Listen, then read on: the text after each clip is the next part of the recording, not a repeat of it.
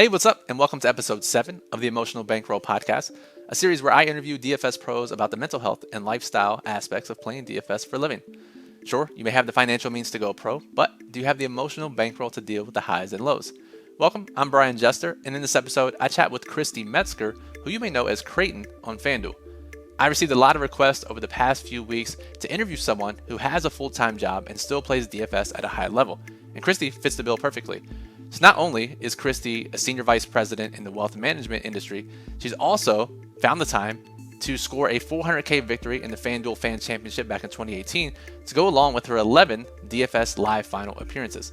I talked with Kristi about what it's like to lose $1 million payday on a stat correction, how she balances work and DFS, how to create a repeatable, sustainable process to have DFS success when you're on a time crunch, and her perspective on the fantasy industry.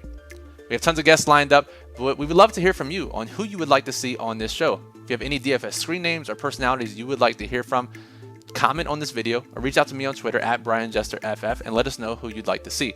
Make sure to subscribe to the channel to get notified when new episodes are released and give us a thumbs up if you appreciate the series. That'll do it. Let's talk with Kristi. All right, let's bring her in. It is Kristi. Kristi, thanks for taking the time out of your 9 to 5 to sit down and chat with me on the podcast. Yeah, no problem at all. Thanks for having me on as a guest. Looking forward to our conversation. So thanks again.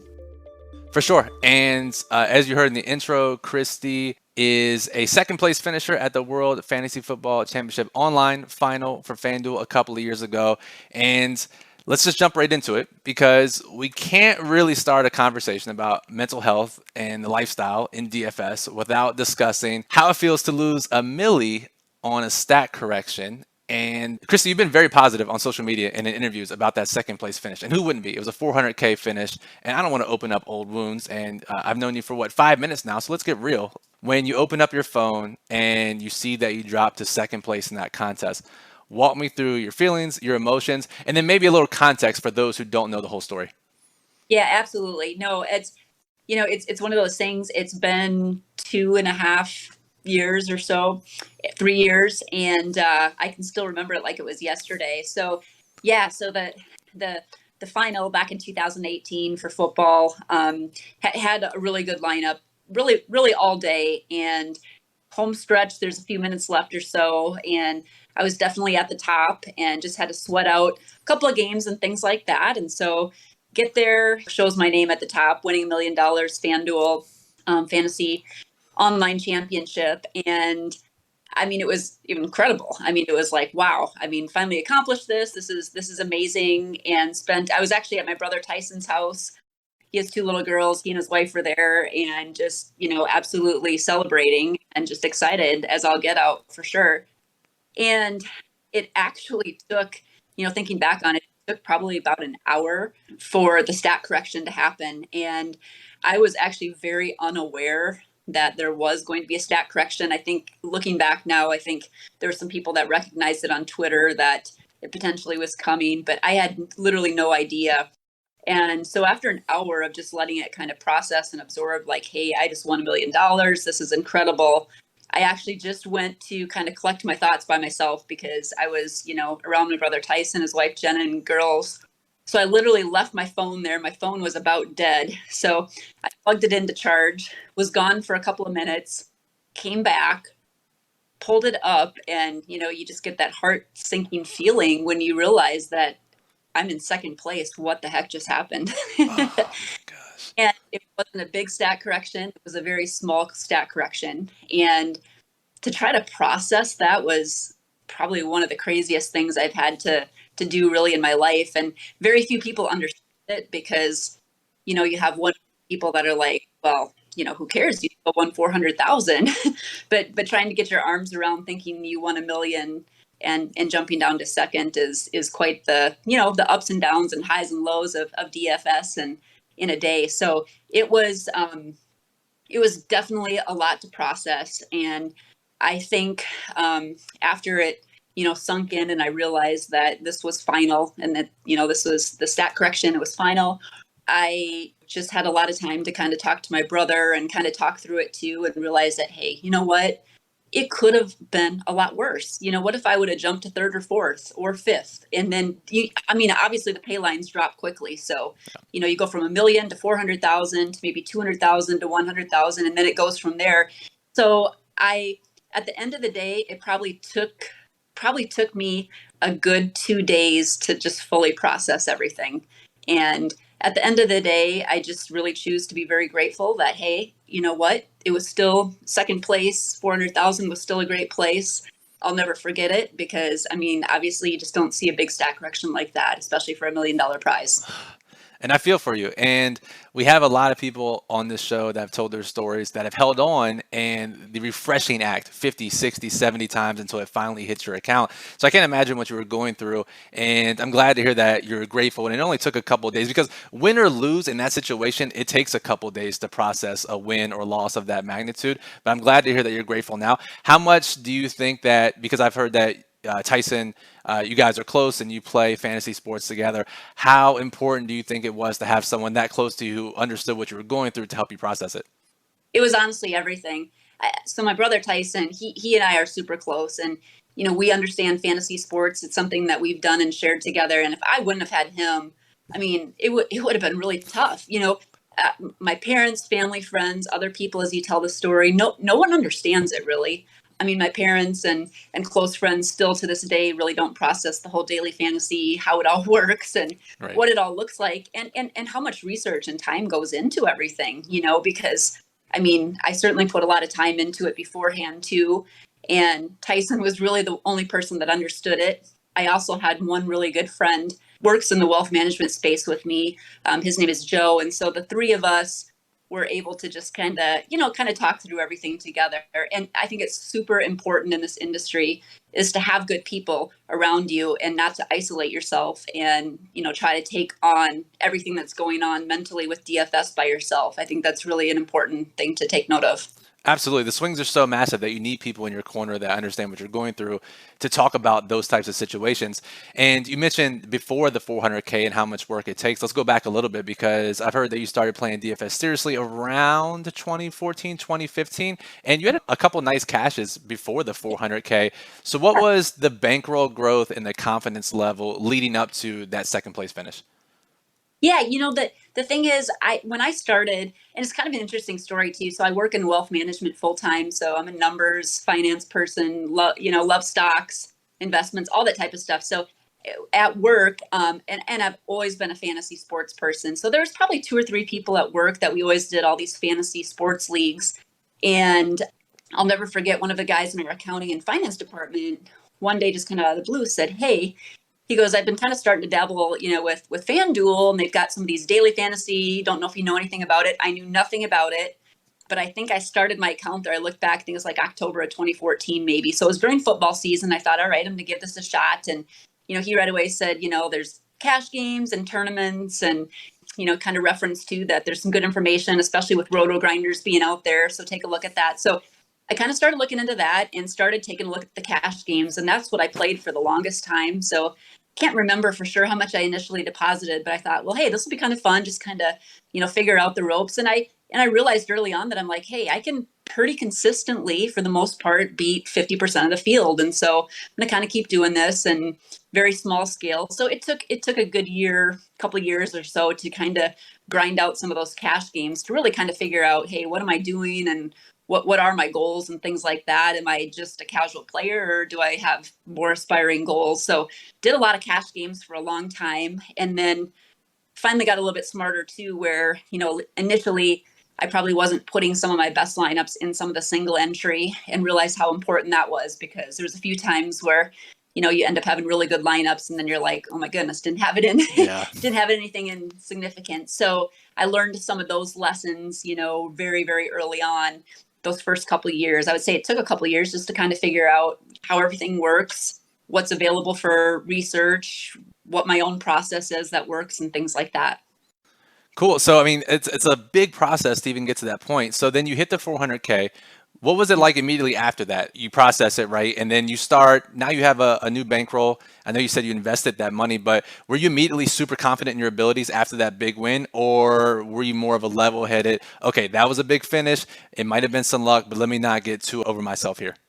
Yeah, it's funny you should say that because that was some of the conversations too that I know I had with my brother and one of my close friends. And I'd like to say I was pretty level headed about it. But what I decided from that point is I invested a good majority of it. And one of the things, I'm a very goal oriented person too. So one of the things that up until that point, I hadn't really taken more of a approach of looking at some live finals and things like that. And, we'll get into that. Obviously, as it's very, very hard to achieve that. And you end up spending a lot more money chasing some of those things. But I also wanted to aspire to get there for a lot of reasons, not just because the prize pools are higher, but also because there's so many people in the industry that I certainly wanted to meet and talk to and see how, what their process is, because I love learning from other people too and building relationships that way. So it's kind of twofold. And then, of course, the experience itself at a live final is great too. So my thought from there was hey, I want to set a few more goals for myself. Obviously, I didn't quite get the million that I thought I was going to, but I also want to see if I can have a shot at maybe get into a couple of live finals, and then it kind of just grew from there. But I would say I'm very a goal oriented person, so it just allowed me to chase a couple things a little bit earlier than expected.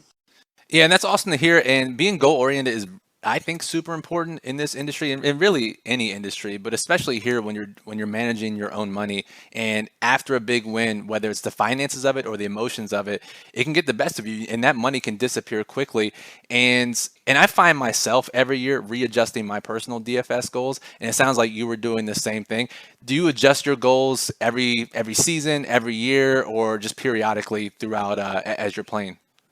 Yep, I do every year for sure. I always had a friend that kind of laughed until some of these goals really came to reality. And then he's kind of turned into the same way where he's a big goal person now too. But I'm like, there's something about writing things down and having that sheet of paper in front of you. And I mean, it's something that I have just on my desk every single day. So I'm very aware of like, okay, what have I accomplished? What have I not? And you're exactly right.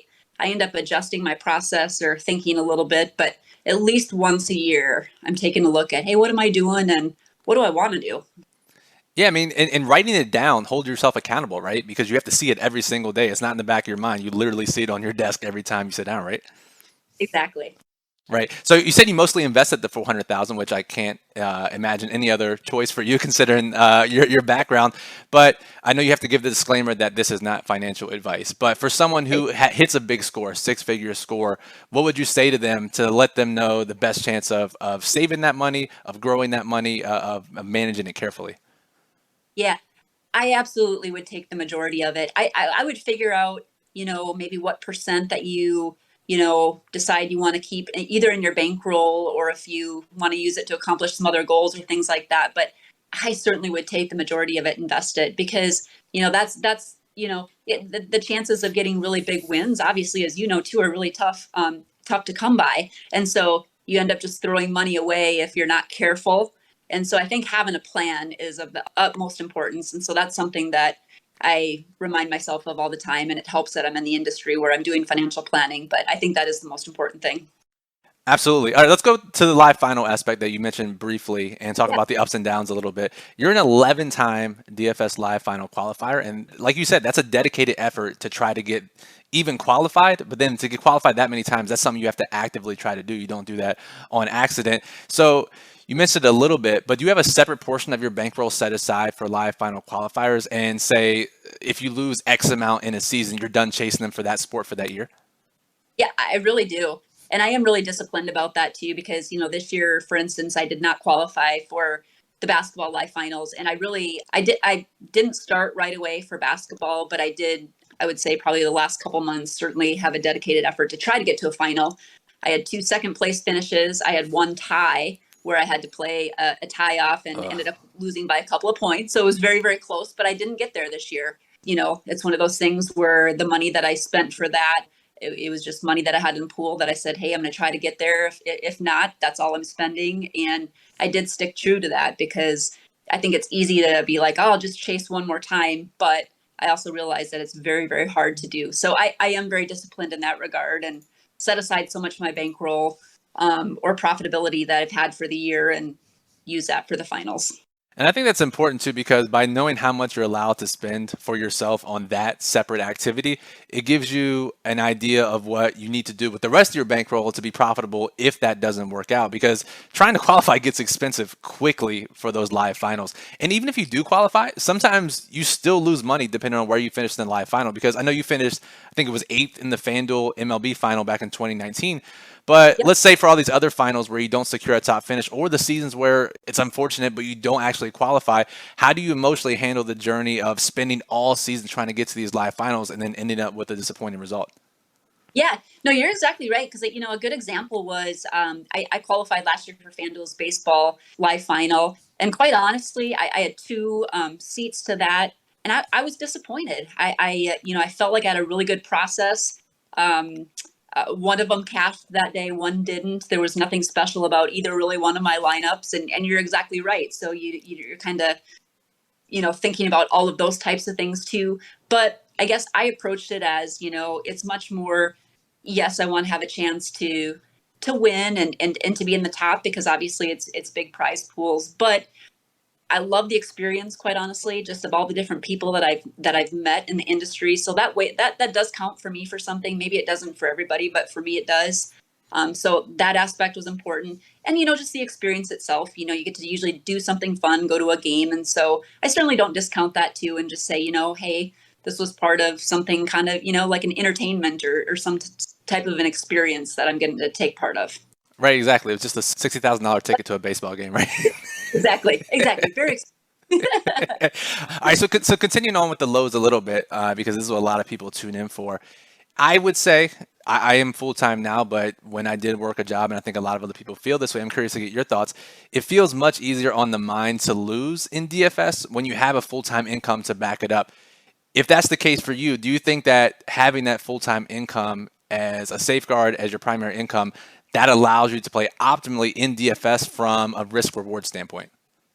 It probably does. You're right, because I mean, I have a full-time career where I'm getting paid a salary to do what I'm doing, so it's a little bit easier in that regard. I do think it is obviously much tougher if, I didn't have that kind of to fall back on. I think it is certainly tougher, and there are a ton of people in the industry that are relying on their DFS play to, make a living for them too. So I do think it is a little bit easier for myself just because I have the best of both worlds where I'm doing both. Right. How do you think you personally handle the emotional and financial swings of DFS? And do you think you're desensitized or hardened at all because of your finance background? No, I mean, and you know what? I mean, we're all DFS players. We all know, I mean, we've all had those incredible runs where, I mean, there's 2 or 3 months where you can't do anything wrong. Like you're playing well, you're thinking, hey, I'm really good at this, no problem. But we've all had losing stretches. I mean, every single one of us. And those are hard. And those are really when you have to dig deep inside and go, goodness, I mean, is my approach still relevant? Am I processing things correctly? Am I playing the right games? Should I be doing more in cash and less in tournaments? Do I need to? I mean, it really makes you evaluate everything. And we've all been there. I certainly have too. I mean, and it's just different periods of time. And it is very, very hard because I think in the DFS world too, I think what's really hard is that it is such a small niche. And so very few of us understand what it takes and the stress because you think about all of the research that we're doing on a daily basis and playing multiple sports. We barely get a break. I mean, it was kind of the first time this year during the All-Star break for NBA that I finally just, had a few days and I'm like, oh my goodness, I don't think I've had a few days in a couple of years. It just Right. it's so weird, but it was so good. So that was another thing I really reminded myself of. I was like, you know what, Kristi, you don't have to play every day. I probably should just take a week or two here just to do some other things and not be so focused on that. So I'm being more mindful of that this year than I have been in the past. Because I mean, there's something in the past. It just you feel like you're going to be missing out if you're not playing all the slates and all the games and things like that. And for me, I'm mostly a baseball, basketball, and football are kind of the three primary sports that I play the most of. So yeah, if I hadn't kind of stopped to think about that, I think it'd be easy to be on a path to burnout. That's for sure. Yeah, and I think that's really smart because taking those breaks helps you mentally, but also it rejuvenates you a little bit too when you come back, right? You take a week or two off and you come back, and at least for me, it feels like your mind's a little bit clearer, your process is a little bit clearer, and it certainly helps out that way. But you talked about when you're winning for a couple months and it feels amazing, but then when you're losing for even a couple days or up to a couple months, that really sucks. So when that happens to you personally, Kristi, when you're losing for a lengthened Yep. stretch, do you have a process when that happens? Any tips or tricks in dealing with those losses or the mentality of it? Yeah, so I do think it's always good, like I talked about earlier, is having one or two people that you can talk about. And that's, that was the other thing too, is, we haven't talked about it. I obviously do some content for Roto Grinders too, but being able to stay connected to some different people and develop relationships, I think is really key, because those are the people that really know what you're going through. And so I have really relied heavily on my brother Tyson and my friend Joe and a couple others on the Roto Grinders team to just say, hey, here's what I'm doing. Am I missing anything? I mean, here I'm the last month has been a struggle. It feels like I'm just not quite, I'm missing a couple key things or things like that. And just have someone kind of evaluate my process. Like I even, shared some lineups that I had with my brother Tyson and friends like that, just to say, hey, here's what I've had. I've been close. I feel like I missed a couple things here. What do you think? So I think having maybe a second set of eyes or someone to talk through that with is helpful. At least it helps me when I can kind of talk through things with someone.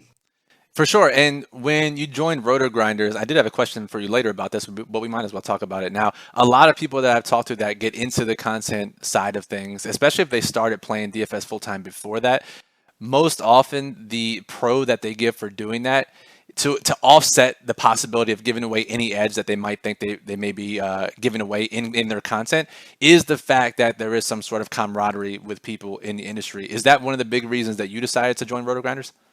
It is. And I tell you what, I can't say enough about the group of people there. They're all just incredible people that are super supportive and all willing to talk, or if you need anything like that. So that part of it has been absolutely amazing. And, I feel like I learn a lot from them too. And you bring different dynamics to anything, but yeah, it's been huge. And so I think the people, I never imagined all of the different types of people that I would meet over the last 2 or 3 years from across the country. And that's honestly been one of the most amazing parts. I mean, for me, it's just incredible to know that there's other people out there like you that, are trying to do the same things, and we're all trying to do the best that we can and make some money at it too. Other people just as sick as you out there playing every single day, Just, right? yeah, that's it. So you mentioned when you were talking about going through a downswing and some of your decisions, you said, "Oh, maybe I should play more cash instead of tournaments." What are your bankroll management decisions like when you have those downswings? Do you continue to try to press all the edges that you normally press? Are you pulling back how much money you're playing? What does the bankroll side of things look like when that happens? Yeah, if I'm going through a stretch like that, what I'll do is I'll just ratchet back my bankroll. I typically still play cash and tournament. I'm kind of cash and then single entry type person.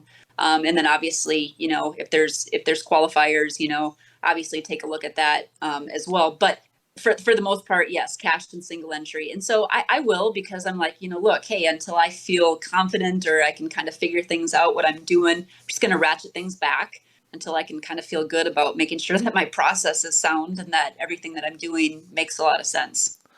For you, you're so busy with a day job, that's got to be really difficult to find the time to evaluate those processes, because it's easy to find time to research and make lineups. It's not as easy to find time to figure out what you're doing wrong and how to figure out how to manage your money properly. So let's transition a little bit into the Yeah. lifestyle balancing work and DFS, because I've received a lot of questions since I started the show about talking to guests who actually have a full-time job and play DFS at a high level. And you have to have an incredible process, Kristi, to be able to balance both. So give me a little insight. Give me a typical DFS day, whether it's an MLB or NBA slate, or maybe a week for NFL, what your process would look like in conjunction with your full-time day job. Yeah, that's a really good question. And I think, for me, it might be a little bit different than some folks, because, I'm not married. I don't have any kids. So I think, that dynamic too. I've seen that with some of my friends and my brother that play too. It's certainly hard to balance all of those things, especially when you're trying to do all three. Although I will say, even though I'm not married and have any kids, I have three brothers that live very close here. My parents live close by. We're a very close family, lots of nieces and nephews. So, and I'm very involved in their lives too, and helping. So I feel like I have some sense of trying to balance everything. But process for me is, I mean, you know, get up early. So I am, like you said, kind of an 8 to 5, manage a wealth management department. I've done that for, oh gosh, 20 years now. So been doing that for a long time. And so obviously when I'm there, I'm focused. We have a very successful department that's grown. So we've had a lot of great momentum and successes on the professional side there. But where I spend some time researching is a lot of times I'll do it over lunch on my way to work. I'm listening to different things as I'm, maybe a podcast or different things like that, just to kind of get in the mindset for the day. And that's for like during basketball and baseball season. During football, it's different because I take the evenings to really kind of figure out what I want things to look like. And, obviously look at kind of things from a fresh first look on Mondays for football. And then, I kind of pick things back up on Thursday or so once we kind of know where injuries are and things like that. And really start to build lineups then on Saturday. So for football, it's kind of a 3-part deal. And I spend a lot of time on evenings really diving into some of the research there. For basketball and baseball, it's a lot tougher because, when you're working a full-time job, you have a very limited window on when you can look at things. So, again, a lot of times I'll listen to, even our morning grind on it's just kind of a good first, and I do some of those myself, but for the days that I'm not doing that, I'll listen to that just to kind of get like, hey, what's going on? What are the numbers look like for the slate? Who are some of the key values and things like that? So try to do that and kind of maximize the time that I have while I'm in the car and on lunch breaks as well. I mean, you have to maximize your time, right? You don't have much left of it to dedicate to the process. Do you do your own projections, or do you use some sort of aggregate or something else? Yeah, I kind of messed around with that before, but obviously with, working at Roto Grinders, we have such great projections and a great projection team that I use our projections there for the most part. What I'll do sometimes is play around with the numbers. And, if I think I think they might have more minutes, for instance, in basketball, or see something different in baseball, I'll make some of my own adjustments. But for the most part, I'm using the numbers there on Roto Grinders. Yeah, do you agree with me in the sense that if you're a casual player or even a more serious player that has a full-time job and is trying to play DFS at a high level, that unless you're doing something crazy inventive with projections and you have some unique approach, that it's a better use of your time to find projections and sources that you trust and just utilize those and find your edges somewhere else? 100%, absolutely. And that's one of the things that you end up learning along the way. At least it was for me, is that yes, you find projections that you're comfortable with and figure it out from there. But yeah, you're exactly right. So how often do you adjust your process or try new things? And when I say try new things, I'm thinking, okay, maybe let me try this contest type, or I haven't tried 150 maxing in the past. Let me try to see how this goes, or let me enter less lineups, or let me alter the projections a little bit. How often do you adjust the process or try new things to better fit your schedule and DFS goals? Yeah, that's a good question. I feel like my process has been pretty steady for the last year or so, as far as so much in cash and then, doing the single entry and things like that. For me, it typically works better. What I have found over the years, I mean, there was times where I do a lineup or two on FanDuel and same in DraftKings. For me, I have found I'm better if I choose one or the other, and kind of maybe depending on what I think is maybe, whether the pricing comes out and something looks uniquely aligned to where I think, okay, I think I would rather play on DraftKings tonight, but I try to focus on one, which more so in the past, I'd sometimes try to do both. And that just wasn't working well for me. So I try to find one and mix it up a little bit and not have to feel like I have to play on both sites. That's for sure. And Yeah. I would say, like, once you have success too, right? You win the 400K. You start to think, I could probably have success on DraftKings too. I could probably have success playing more lineups. I could have success playing all these sites, right? And then you quickly, at least for me, you humble yourself a little bit. All right, let's go back to the basics and let's start with one site, one lineup, and then we can figure out and grow from there. Yeah, that's exactly right. And for the mass multi-enter stuff, I do not do that very often just because I simply don't have time. And I mean, if I don't have the time to do it, especially with NBA, it would be almost near impossible to do that just because with everything changing, just don't have the time to do it. But if I happen to have a slate maybe on a weekend or something like that, that'd be the time that I maybe try something different just to see what that looks like. But for the most part, it stays pretty true to what I've been doing over the last year, and that's making it as simple as possible, but still trying to find an edge for myself too. Do you take notes on your process and let's say for NBA when it comes back around or MLB or those weekend slates when you try MME, do you have notes written down for your process or is it just all kind of ingrained in your head and you're able to pull it out when it's needed? I have a few things written down just because there's some things that kind of stand out to me. A lot of it is in my head, but yeah, I am I am a visual person. Like I said, I write so many goals for myself that I do. I have kind of like a little notebook that I've kept of just things that I want to make sure that I remember. Things that I think are, yeah, that I don't want to lose sight of from season to season. And that's also important to refer back to when you're going through those down streaks, right? So let's talk a little bit about physical exercise because I know you used to play basketball and volleyball. I'm a former high school athlete, and that's as far as it went. But I can say it's embarrassing how little I play basketball or any other sport these days. Now that I've gotten older, how often do you fit exercise, or do you play sports, or even if it's like yoga or mindfulness or meditation of some sort to complement your work life balance?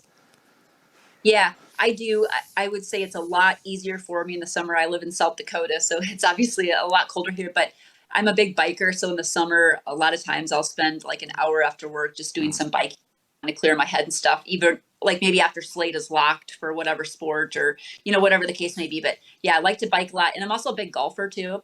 I know it's not quite the exercise of playing basketball or volleyball, but that's something that I do to try to kind of unwind on weekends and things like that too. But you're right, it is important. And I find that I'm definitely feeling at my best and sharpest when I'm doing something. For sure. And you get that sense of accomplishment too, right? You're on the computer all day and you go out and actually get some fresh air and some exercise and you come back like, wow, I did something with my life today. Now I can actually play some DFS and feel okay about it. And I think it's harder in the winter too, because, like here in South Dakota, I mean, the weather is very cold, especially January through February. And, there's times where, it's below zero and you're behind your computer at work, then you come home and it's easy just to, and then maybe you're at it, like, maybe you're having a losing stretch like you talked about earlier. And that's why I think it's really important to make sure that, again, you have some people to talk to, that you have something that you can do to be active about, because it could be easy to get into a rut for sure. Especially once it starts getting dark at 5 o'clock and then you just never see the daylight. So earlier you mentioned that you're not married or dating. And if I'm too personal, if I'm prying, please let me know. But how has DFS or your work balance affected that area of your life? Yeah, yeah, that's a really good question. It probably has impacted it in the way because I am so busy doing so many things. On top of that, I'm also on a couple of boards here that for work that I'm involved in, meet with a lot of clients after hours. So I feel like it would probably be pretty tough to do all those things right now just because I have so many things going on. So yeah, I think it has impacted it just because it's a little bit harder to find time for dating and all those things when you're juggling a lot of different activities. Right. Do you ever think about that at all? Like, okay, am I going to pull back at some point and take that area of my life more seriously, or is it you're focused on what you're doing now? Well, I do, and I'm certainly open to that too. I'm also kind of a person that, hey, making the most of every day that I have, and if things happen, great. If they don't, I think I'm a very positive person by nature, that I just kind of see what happens. But to your point, I think it's one of those things too that I'm a little bit more mindful of it the older I get too. Of, hey, it's not a bad thing to slow down too. For sure, and your positivity shines through, especially after telling me how you handled the 400K win compared to the millie. So that's certainly very obvious.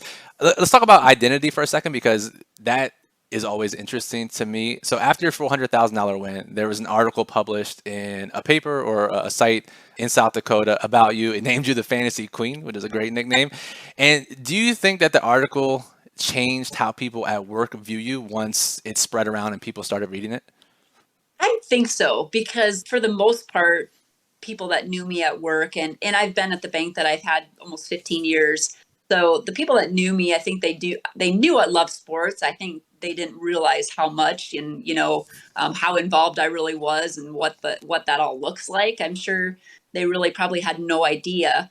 And that was one of the things that, as I started kind of telling people, because I really hadn't told a lot of people up until, after the FanDuel fan champion. It wasn't until several months later I started talking about it. And as I started talking about it, people were like, oh my gosh, like, here's my story. They're like, this is incredible. We had no idea, and your background, and they just found it very interesting. And, for the most part, people are just kind of interested in hearing like, hey, how did you get into it? It's certainly a talking point among clients or coworkers or things like that. So it's for the most part, it's been pretty fun and positive. I imagine clients find that very interesting and fascinating. And was it ever in the back of your mind? And I asked this because I personally went through this where I was still working full time when I won my millie, and I didn't tell a soul at my job until maybe 15 minutes before I left on my last day because I had a fear of that they would look at me differently and that they were thinking I was focusing on fantasy sports more than the actual duties of your job. Yep. Even though I was, just between me and you, Kristi, I actually was. But did that ever cross your mind? It did. No, it did, because as much as some people had reached out to me after they had kind of heard about it and, hey, well, they wanted to do an article or interview or things like that, that was absolutely in the back of my mind. I'm like, oh, great. So they're going to think that I'm just focusing on this and that Right. I'm not really concentrating on anything here. Now, the one thing that's, that I really had going for me is that my group and team have been just so successful at work, and we continue to grow and meet our goals there year after year. So, I mean, if they did have any doubts, they could just easily look at the numbers. But I was very worried about that. Absolutely. You just don't know what people's perception will be of you. Yeah, I mean, you can only control what you can control, I guess, right? What people find out, and you can still do your work, and people can think what they want, but it's up to them ultimately. So you bring two unique perspectives to this episode because not only do you have a full-time job, and that's unlike the first five guests on this show, you're also not a guy, you're a woman. Yeah, And I think that brings a very unique perspective because I'll start by saying, in general, I think people on Twitter specifically are assholes and social I media. know.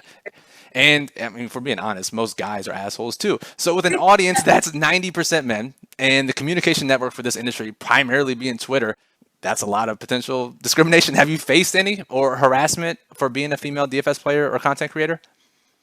Um, Not a lot, but it is kind of funny to your point about being a female. I'll just tell you a quick funny story because, I mentioned I have three brothers, and before I kind of got into, having a lot of the successes on daily fantasy side, did a lot of season long leagues and stuff. And I think I was always discounted for what I would bring to the table. My brother Matt, for instance, I know he works at a different bank, and he's not really into the fantasy sports at all. And he always has a league at his work, and he's like, I have no interest in doing it. Can you just run my team? So I draft for him. And initially, when they're like, hey, my sister's going to come do this, they're like, yeah, bring her. Yeah, right. Yeah, exactly. Well, after like winning 4 out of the last 5 years, I pretty comical because they ended up finding a way to get me out of there since I didn't technically work at the bank. They didn't Of really want. course. But so, yeah, you do experience those things along the way. As far as I think a lot of people have discounted me along the way, at least early on. I haven't experienced anything real recently, but I think it's just always that how in the world can I know anything more than somebody else that has actually played football or things like that? Oh god, those arguments are the absolute worst. And Maria Konnikova, she wrote The Biggest Bluff, which, for those of you listening, is a great book because of the parallels in risk reward in poker versus DFS. Everyone out there should read it. She touches on this a lot in her book on how guys play against her in poker based on her gender and her appearance. And so you said you play cash games. Do you think there's any evidence out there that maybe you get some extra action because dudes out there think, oh, she's a woman, I can definitely beat her in DFS, and they go scoop up some of your games in the lobby? Oh, I think so. I think that's very real. I think there's a lot of people that would approach it that way. And just like I referenced before, I just think they think, okay, this is an easy win. So I think that's probably the biggest part that I've noticed over the last couple of years is that people just discount you until they kind of see some of the results that you bring.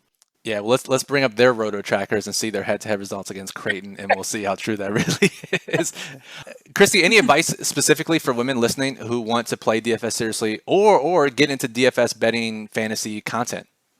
If it's something that you're even considering in, like if you have an interest in it and are just like, worried that, hey, it is an industry that predominantly has men in it, but if you have interest in it, jump in. I'm so glad I did because I mean, again, I remember early on too, people just kind of laughing like, you can't possibly expect to do well against everybody in the country. It's not just your work team or things like that. If you have interest, get in. That's one of the things, a goal for myself too, is finding even some more women in this industry just to connect with because there are so few of us. I met a couple at live finals and things like that, but it's a pretty small group. It is, and hopefully, some out there listening to this podcast will connect with you, and we can grow that group because I do think it's important. So, Kristi, I know you're very busy and you don't have much time. So let's get to the final portion of the show here and some final advice for people. I always ask this to every guest because a lot of people ask me about it. Kristi, what do you think is the most important skill to have in being a DFS pro or to play DFS at a high level? I think a couple things. I think being very level-headed about it. I think, you don't want the highs and lows to eat you up. I think, approaching it very level-headed and always having a positive attitude, because I think it's easy to get discouraged if things aren't going your way. And again, using that positivity to finding yourself some people to talk through things with is greatly important. And I think those have been things that have really served me well, especially over the last couple of years as I've definitely gotten more serious in the DFS realm. For sure. And then for someone who wants to play DFS seriously while having a day job and not use all their time at their day job and get fired, what's your advice for those people in those situations? Because I think this is why a lot of people ask, because a lot of people are in this situation. What's your advice to them on how to play DFS the best they can given the limited time that they have? Yep. What I would do is, and I don't know, for me, I have probably a 25-minute commute in the morning to work. So I like to listen to things in the car. So like, getting a good, like in the morning, using that time to your advantage to just kind of get an idea of what's going on. And then, using your sources at the end of the day to build lineups. You don't have to recreate the wheel using, like roto grinders, for instance. I mentioned that those are the projections that I'm using. And, make it as simple as possible for yourself. And when you are during the week, my level of play too can be different than it is on the weekends when you do have a little bit more time. So maybe ratchet it back and just do a little bit and just concentrate on doing one lineup, maybe one cash game lineup and one single entry lineup, so that you're not like feeling so overwhelmed that you have to do too many things, because it can get overwhelming quickly when news is changing, especially for basketball. Absolutely. And that goes back to your earlier point about you don't have to play every single slate. And that goes for everyone out there, even if you are a DFS pro. And I found myself doing this over the last 6 months or so. If there's a slate where things don't work out perfectly and you can't get to your process like you normally do, you don't have to play the slate. Someone's going to win whether you play or not. Doesn't mean you have to play it. So, Kristi, I appreciate your time. This was very valuable. I think a lot of people will find it interesting, and I appreciate your insight and your experience. I'll give you the floor if you have any final thoughts or anything you want to promote. No, I tell you what, I thank you for the opportunity. I think the work that you're doing is great. Talking about it's something that people don't talk about enough, I think. And so when you talked to me about that, I was super interested. And I am always available if someone wants to talk in this industry just about, the ups and downs, just really anything, how I approach things working full time, working as a woman in this industry. Feel free to reach out to me on Twitter. My handle is at krayton12. Would love to hear from you and be glad to talk to any one of you if you have any questions. There you go. Reach out to Kristi if you want to follow up with her. Thanks to you, Kristi, for being on the show, and thanks to everyone out there for listening.